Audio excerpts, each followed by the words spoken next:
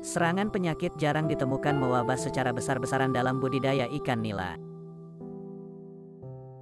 Kalaupun ada, hanya berupa serangan lokal. Namun pembudidaya tetap harus berhati-hati, karena penyakit ikan nila bukan tidak mungkin datang mengganggu. Kondisi paling rentan terhadap serangan hama dan penyakit biasanya terjadi pada fase pembenihan ikan nila, dari penetasan hingga pendederan.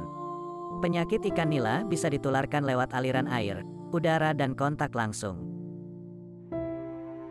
Atau, terjadi karena kondisi lingkungan yang buruk. Pengobatan hama dan penyakit pada ikan cukup menyita sumber daya dan biayanya mahal.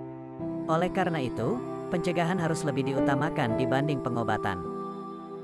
Dilihat dari segi ekonomi, tindakan pencegahan lebih efisien.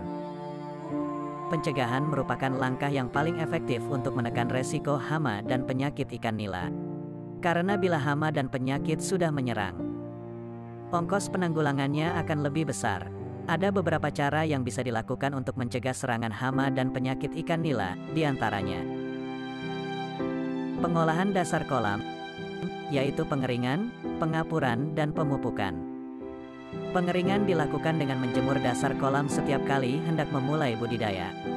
Sinar matahari bisa membunuh sebagian besar hama dan penyakit yang mungkin ada pada periode budidaya sebelumnya.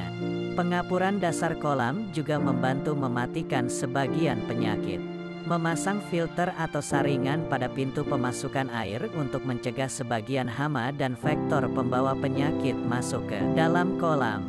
Lakukan secara rutin pemberantasan hama secara mekanis, diambil atau dibunuh, dan pemberantasan hama secara biologis, mempertahankan predator alami hama.